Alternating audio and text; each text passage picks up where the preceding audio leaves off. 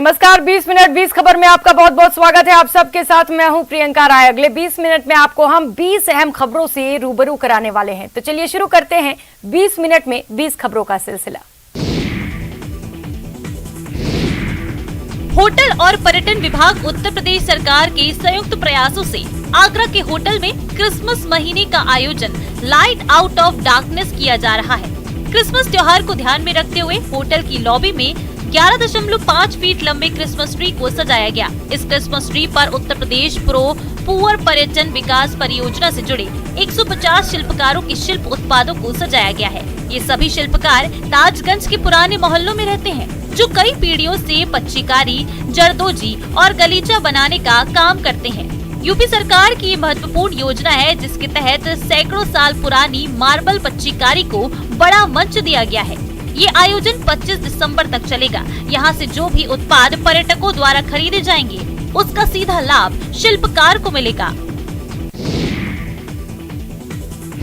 भोपाल के रानी Kamlapati station platform से Mysore Jaipur express गुजर रही थी।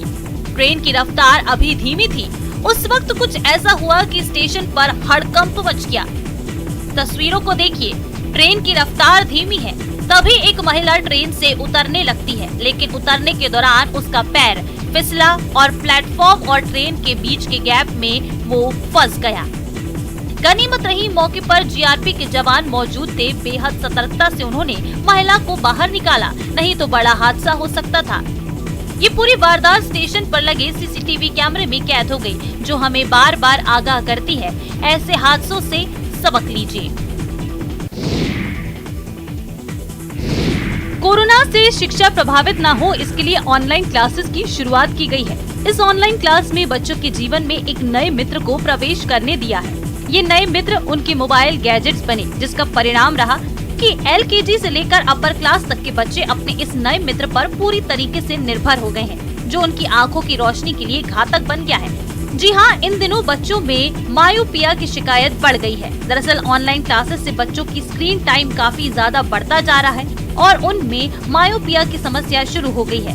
आपको बता दें कि मायोपिया के चलते दूर की चीजें धुंधली दिखने लगती हैं, जिससे सिर में दर्द होने के साथ उनमें कई तरीके की समस्याएं शुरू हो जाती हैं। एक शोध के अनुसार प्रतिदिन क्षेत्र चिकित्सकों ने 300 से ज्यादा बच्चों की स्क्रीनिंग की, जिसमें लगभग 40 ऐसे बच्चे सामने आए जिनकी नजरें कमजोर हो गयी।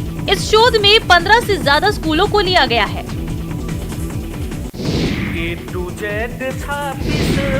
लेटर रखना तू ध्यान रे, रखना तू ध्यान रे। समस्तीपुर के हसनपुर प्रखंड स्थित प्राथमिक विद्यालय में पढ़ाने वाले शिक्षक वैद्यनाथ रजक का एक और वीडियो सोशल मीडिया पर तेजी से वायरल हो रहा है। इस वीडियो में वैद्यनाथ रजक बच्चों को गीत के जरिए अंग्रेजी सिखा रहे हैं, उन्हें वोवेल और कॉन्सोनेंट की जानकारी दे रहे हैं। वैद्यनाथ रजक का ये अंदाज भी लोगों को खूब पसंद आ रहा है। इसमें वो बच्चों को A to Z 26 लेटर की जानकारी दे रहे हैं। साथ ही उन्हें आश्वस्त कर रहे हैं कि अंग्रेजी से हमें डरने की आवश्यकता नहीं है। इंग्लिश की पढ़ाई करना बेहद ही आसान है और इसके अक्षरों को याद रखना भी कोई मुश्किल काम नहीं है। आपको बता दें कि पिछले दिनों बच्चों को गाना गाते हुए पढ़ाने का इनका एक वीडियो काफी वायरल हुआ था, जिससे वैद्यनाथ रजक की खूब तारीफ हुई थी। शिक्षक वैद्यनाथ फिलहाल मालदेव प्राथमिक विद्यालय में कार्यरत है। ये तब चर्चा में आए थे जब जमीन पर पढ़ाने के तौर तरीके से संबंधित एक वीडियो सोशल मीडिया पर तेजी से वायरल हुआ था। पढ़ाई के तौर तरीके से लेकर आपदा के समय कैसे बचा जाए, इसको लेकर खास तौर पर बच्चों को ये प्रशिक्षित भी करते हैं। इन दिनों कुत्तों के आतंक की चर्चा हर तरफ है। देश भर में पालतू और स्ट्रीट डॉग के हमलों में कई लोग घायल हो चुके हैं, मगर बस्ती जनपद में ठीक इसका उल्टा हो गया। रात में कुत्तों का आतंक नहीं, बल्कि मजनुओं के आतंक के आगे एक कुत्ते को अपनी जान गंवानी पड़ी। सोनहा थाना क्षेत्र के परसा खुर्द गांव के रहने वाले राजन चौधरी ने अपनी और अपने परिवार की सुरक्षा के लिए 2 कुत्ते पाल रखे थे। राजन का कहना है कि गांव के कुछ आवारा लड़के उनके गांव की लड़कियों के साथ छेड़खानी करते हैं और अक्सर रात में ये लड़के उनके घर के आसपास मंडराते हुए नजर आ जाते हैं, जिसको लेकर उन्होंने जर्मन शेफर्ड ब्रीड के 2 कुत्ते पाल लिए और जैसे ही रात के अंधेरे का फायदा उठाकर आवारा लड़के उनके घर के पास से गुजरते तो मैक्स नाम का उनका कुत्ता आक्रामक होकर भौंकने लगता था। काफी दिनों तक ये सिलसिला चलता रहा। जब इन लड़कों को छेड़खानी करने में उनका कुत्ता बाधा बनने लगा तो मजनूओं ने एक साजिश के तहत जहर देकर उनके पालतू कुत्ते मैक्स की हत्या कर दी। राजन की शिकायत पर गांव के मजनू शैलेश के खिलाफ पुलिस ने मुकदमा दर्ज कर लिया है।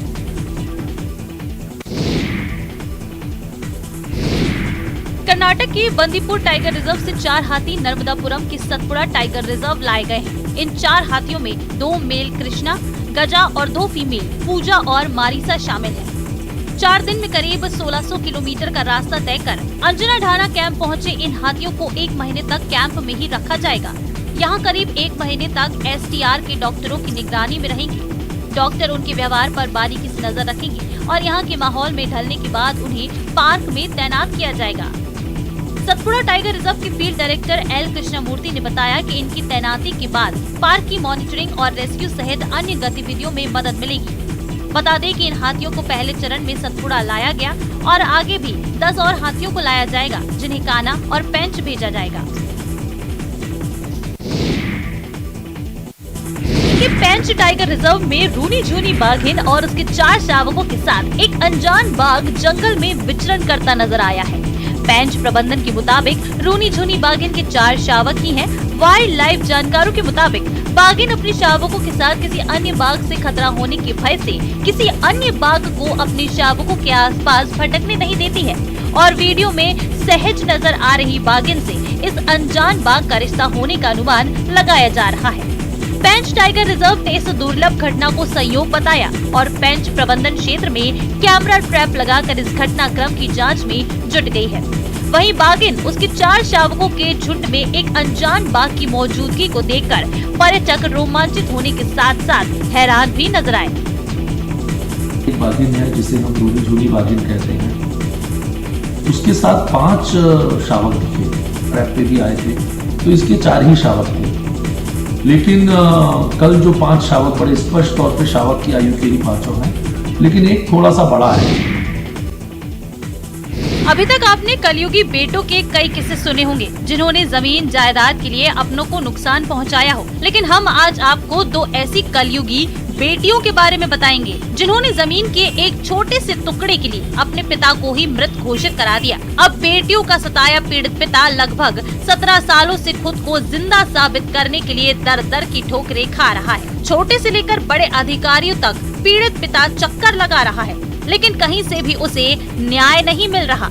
सत्यनारायण की 2 लड़कियां प्रीति और ज्योति सैनी हैं। उनके मुताबिक 12 अक्टूबर 2005 को पत्नी सरोज कुमारी का निधन हो गया था। सत्यनारायण का आरोप है कि 7 बीघा जमीन के लिए उनकी दोनों बेटियों ने उन्हें मृत घोषित कर दिया है। उनका कहना है कि वो पिछले 17 सालों से खुद के जिंदा होने का सबूत देते देते थक चुके हैं। आपको बता दें, इस लड़ाई में पीड़ित सत्यनारायण का साथ उनकी बड़ी बेटी प्रीति सैनी का पति पवन कुमार सैनी दे रहे हैं। पवन कुमार सैनी अपने ससुर सत्यनारायण के लिए पत्नी के खिलाफ हैं, जिसके चलते ससुर के साथ उन्हें भी परेशान किया जा रहा है, जिससे वो पीछे हट जाएं। हौसले बुलंद हो तो जिंदगी में फिर कुछ मुश्किल नहीं रह जाता। शरीर की कोई कमी सफलता के आड़े नहीं आती। इसलिए खुद को कभी कमजोर नहीं समझने वाले संदीप सिंह ने कमजोरियों से लड़ना सीखा और बन गए अन्य लोगों के लिए प्रेरणा। झुंझुनू जिले के सुल्ताना के पैरा एथलेटिक खिलाड़ी संदीप को बचपन से पोलियो है। उनकी कमर के नीचे का हिस्सा काम नहीं करता। इन सब को दरकिनार कर उन्होंने अपनी मंजिल पर नजर रखी। अपने हौसलों की ताकत के दम पर उन्होंने 1992 से अब तक 40 से अधिक मेडल जीते हैं। संदीप जकार्ता में आयोजित चैंपियनशिप में भारत का प्रतिनिधित्व कर चुके हैं। संदीप आज दिव्यांगों को निःशुल्क विभिन्न खेलों का प्रशिक्षण देते हैं। हालांकि संदीप का कहना है कि उनके जैसे दिव्यांगों को अगर प्रोत्साहन मिले तो वे भी बहुत कुछ कर सकते हैं। उनका कहना है कि सरकार की ओर से दिव्यांगों के लिए बहुत सी योजनाएं चलाई जाती हैं, मगर वो पूरी तरह से धरातल पर नहीं उतर पाती, जिसके कारण उनका फायदा नहीं मिल पाता है। कहते हैं अगर हौसलों में उड़ान हो तो मंजिल आसानी से मिल जाती है, और अगर पूरी लगन से कोई काम करो तो कामयाबी हाथ लग ही जाती है। जी हाँ, इस बात को सच कर दिखाया है कुछ नन्हे नन्हे बच्चों ने, जिनके स्टंट देखकर आप भी हैरान रह जाएंगे। यह बच्चे हैं देवभूमि हिमाचल प्रदेश के बिलासपुर के भगेड़ और आसपास के क्षेत्र के, जो ऐसे हैरत अंगेज स्टंट दिखाकर समाज से नशे से दूर रहने और पर्यावरण संरक्षण का संदेश दे रहे हैं। और इन्हें तैयार कर रहे हैं बिलासपुर के समाज सेवी सुनील शर्मा, जो इन बच्चों को केवल स्टंट ही नहीं सिखाते बल्कि फिजिकल फिटनेस और सामान्य ज्ञान की शिक्षा देकर उन्हें सभ्य समाज में एक अच्छा इंसान बनने के लिए प्रेरित भी कर रहे हैं। सुनील शर्मा के पास ग्रामीण इलाकों से संबंध रखने वाले करीब 30 ऐसे गरीब बच्चे हैं जो रोजाना सुबह और शाम को पढ़ते भी हैं और फिटनेस के लिए एक्सरसाइज और योगा भी करते हैं। इंडोनेशिया में 3 से 11 दिसंबर के बीच होने वाली वर्ल्ड जूनियर वुशु चैंपियनशिप में कोटा महाबली स्पोर्ट्स एकेडमी की खिलाड़ी दिव्यांशी चौधरी भारत का प्रतिनिधित्व करेंगी। कोटा विशु एसोसिएशन के महासचिव अशोक गौतम ने बताया कि दिव्यांशी 52 किलोग्राम भार वर्ग में भारत का प्रतिनिधित्व करेंगी। दिव्यांशी बालिका वर्ग में कोटा की पहली खिलाड़ी है जो वुशु की वर्ल्ड चैंपियनशिप में भाग ले रही है। दिव्यांशी ने अपने वुशु करियर की शुरुआत साल 2017 से की और एक के बाद एक कई पदक अपने नाम किए। उन्होंने अंडर 14 की राष्ट्रीय प्रतियोगिताओं में भी लगातार 3 बार स्वर्ण पदक और हाल ही में आयोजित जूनियर नेशनल चैंपियनशिप में स्वर्ण पदक प्राप्त किया। दिव्यांशी अपने इस मुकाम पर पहुंचने का श्रेय अपने कोच अशोक गौतम और सूरज गौतम के साथ अपने पिता आर्मी से रिटायर्ड सुनील कुमार सुंडा और माता शशि प्रभा, जो पुलिस कांस्टेबल के पद पर तैनात है, को देती है। मैं 5 साल से वुशु खेल रही हूँ। मैं सब जूनियर राष्ट्रीय प्रतियोगिता में 3 बार लगातार स्वर्ण पदक विजेता हूँ और इस बार जूनियर राष्ट्रीय प्रतियोगिता में भी मेरा स्वर्ण पदक आया है। मेरा चयन जूनियर वर्ल्ड चैंपियनशिप के लिए हुआ है। पर्यटन नगरी मनाली के नसोगी गांव में वर्षों से रह रहे दिल्ली के सचिन शर्मा ने ट्रेल दौड़ के क्षेत्र में नया कीर्तिमान बनाया है। एवरेस्टिंग नामक ट्रेल दौड़ में उन्होंने लगभग 3000 मीटर तक की ऊंचाई तक दौड़ लगाकर पूरी की। नसोगी से लमाडुग के लिए वह सुबह निकले और पूरी रात चलते रहे। सुबह तक उन्होंने कुल 13 चक्कर लगाकर चुनौती को पूरा कर लिया। सचिन ने दावा किया है कि भारत में इस तरह की ट्रेल दौड़ का लक्ष्य पूरा करने वाले वह पहले शख्स हैं।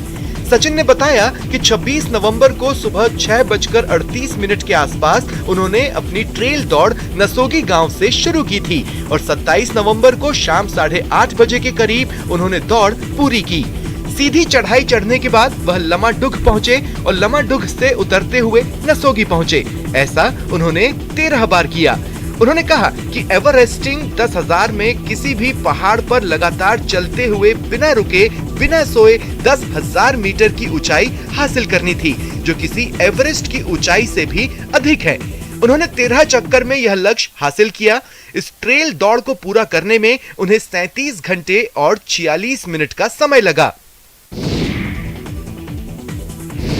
राजसमंद का रेल मगरा क्षेत्र अपनी रतालू की फसल के लिए एक बार फिर से चर्चाओं में है। यहाँ के रतालू की मध्य प्रदेश और गुजरात में भारी मांग होने से किसानों की चांदी हो रही है। इसी का नतीजा है कि इस क्षेत्र के अधिकांश परिवार रतालू की खेती कर रहे हैं, जिनसे गुजरात, एमपी और उदयपुर की मंडियों के व्यापारी सीधे संपर्क कर रतालू की गाड़ियां भर ले जाते हैं। खास बात यह है कि किसान रतालू के साथ बीच में खाली जगह पर किसान रिजके की फसल भी ले रहे हैं, जिससे किसानों को दोहरा मुनाफा हो रहा है। सर्वाधिक रतालू की खेती बामनिया कला गांव में हो रही है, जहां पर 400 परिवार इसमें जुटे हुए हैं। इसके अलावा गोगाथला, मेगाखेड़ा, मालीखेड़ा, पुरज, मऊ, जीतावास, बैठुम्बी, पनोतिया, गिलुंड, सिंदेसर, कला, कुंडिया में भी कुछ किसान रतालू की बुआई कर अपनी आमदनी बढ़ा रहे हैं। रतालू की बुआई मार्च में करने के बाद नवंबर में इसकी फसल तैयार हो जाती है। रतालू सफेद और लाल रंग का होता है। अमृत सरोवर योजना से पुराने तालाबों, पोखरों की क्षमता बढ़ने के साथ ही ग्रामीण क्षेत्रों में पशु पक्षियों के लिए भी उपयोगी साबित हो रहे हैं। भाकरी ग्राम पंचायत के मारकापुरा में रियासतकालीन तालाब को अमृत योजना से न सिर्फ पुनर्जीवन मिला है, बल्कि उसकी उपयोगिता में भी इजाफा हुआ है। मारकापुरा गांव के निवासियों ने बताया कि अमृत योजना के तहत तालाब में हुए काम से खेती के लिए सिंचाई के पानी की उपलब्धता बढ़ी है। साथ ही लोगों के लिए दैनिक दिनचर्या और पशु पक्षियों के लिए भी पानी की उपलब्धता में इजाफा हुआ है। ग्रामीणों का कहना है कि पहले तालाब से करीब 150 से 200 बीघा खेतों की सिंचाई होती थी, लेकिन अमृत सरोवर योजना के तहत हुए काम के बाद 300 बीघा से अधिक खेतों की सिंचाई होने लगी है, जिससे रबी, खरीफ और दलहन की फसल को फायदा पहुंचा है। आपको बता दें कि अमृत योजना के तहत परंपरागत जल स्रोतों के पुनर्जीवित करने के कार्य भी कराए जा रहे हैं। करौली जिले में अभी तक 89 अमृत सरोवर स्वीकृत हुए हैं। छत्तीसगढ़ के सरगुजा जिले में इन दिनों कड़ाके की ठंड पड़ रही है। रात में सरगुजा जिले का न्यूनतम तापमान 9 डिग्री तक पहुंच जा रहा है। ऐसे में अंबिकापुर के संजय पार्क में रखे गए वन्य जीवों और पंछियों को ठंड से बचाने वन समिति द्वारा सुरक्षा के तमाम इंतजाम किए जा रहे हैं। समिति द्वारा पार्क में रह रहे वन्य जीवों के बाड़े में पुआल का बिस्तर लगाया जा रहा है। इसके साथ ही बाड़े के चारों ओर प्लास्टिक का घेरा लगाया गया है ताकि वन्य जीवों और पंछियों को ठंड से बचाया जा सके। आपको बता दें कि संजय पार्क में रखे गए वन्य जीव और पक्षी रेस्क्यू कर रखे गए हैं, जिसे देखने के लिए बड़ी संख्या में सैलानी यहां पहुंचते हैं। ठंड से बचाने के लिए उनको पुआल की व्यवस्था की है, शेड में, पेड़ के छांव में, और जो है उनको चारों तरफ से प्लास्टिक से शेड किए हैं ताकि जो है उसको ठंडा से बचे, हवा ना लगे। रखे हैं इनको इसलिए अपने स्तर से जो हमसे व्यवस्था बनती है वो करते हैं, बाकी तो जंगल में अपना ये स्वयं जो है आवास में रहते ही हैं।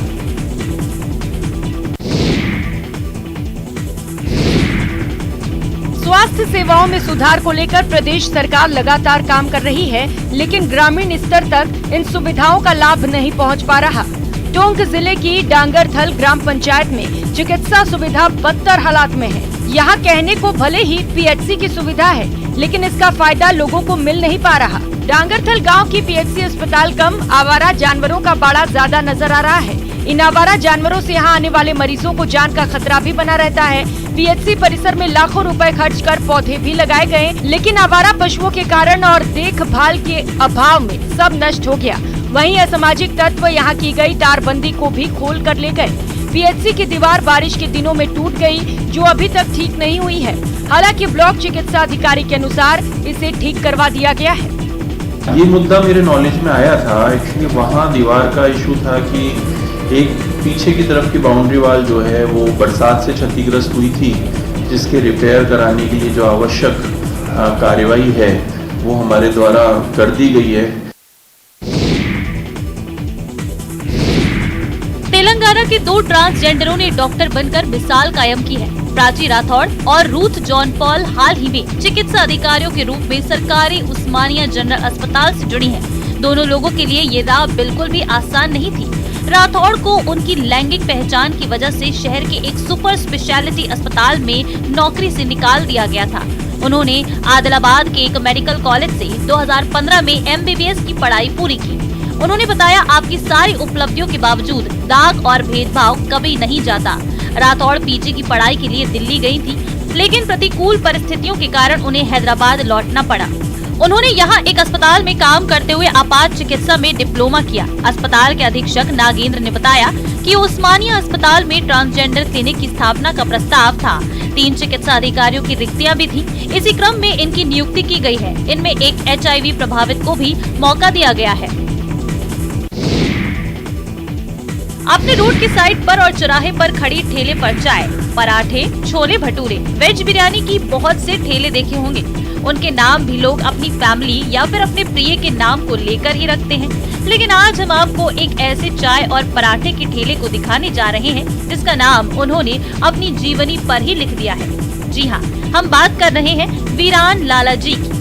ये लाला जी आगरा कॉलेज के LLB विंग के बाहर सर्दियों में चाय और पराठे का ठेला लगाते हैं और गर्मियों में नींबू की शिकंजी और कांजी पड़े। लाला जी ने अपने जीवनी को ध्यान में रखते हुए अपने ठेले वाली दुकान का नाम रखा है लावारिस जिंदगी। वीरान लाला जी अग्रवाल चाय और पराठे वाले।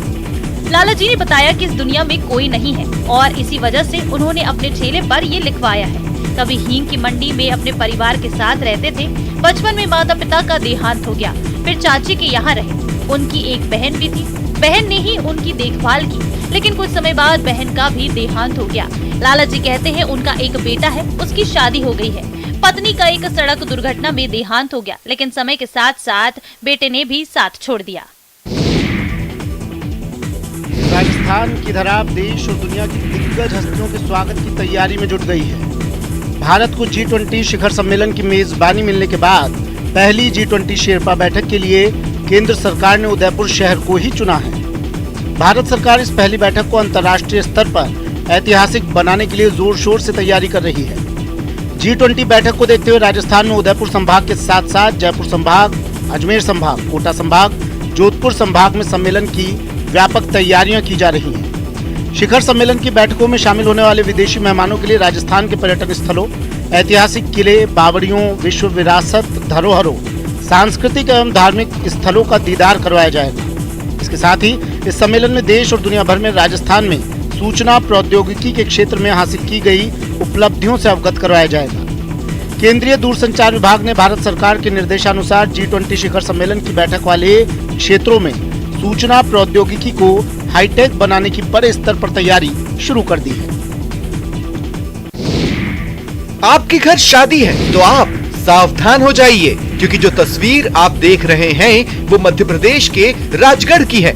लेकिन ऐसा गिरोह आपके शहर में भी हो सकता है। सीसीटीवी में कैद इन तस्वीरों में देखा जा सकता है कि कैसे एक चोर गिरोह बड़े ही शातिर तरीके से शादी समारोह में सूट बूट पहनकर शामिल होता है और मौका मिलते ही गिफ्ट के साथ साथ महंगे जेवरात भी पार कर देता है। शादी का सीजन शुरू होते ही ऐसे गिरोह सक्रिय हो जाते हैं। रायपुर और बिलासपुर समेत मध्य प्रदेश के कई जिलों में चोरों की ऐसी हरकत सीसीटीवी में कैद हो गई। इन तस्वीरों में देख सकते हैं कि मध्य प्रदेश राजगढ़ का गिरोह जेवर और नकदी की चोरी करता है। ये शादी के फंक्शन में मेहमान बनकर शरीक होते हैं। इसमें ज्यादातर नाबालिग लड़के होते हैं। गिरोह में महिलाएं भी शामिल हैं। गैंग के सदस्य सूट बूट में तैयार होकर शादी में जाते हैं और फिर दुल्हन के जेवर और लिफाफा लेकर फरार हो जाते हैं। पिछले साल भी शादी के सीजन में इस गिरोह के सदस्यों ने चोरी की कई वारदातों को अंजाम दिया था। 20 मिनट 20 खबर में फिलहाल इतना ही। नमस्कार।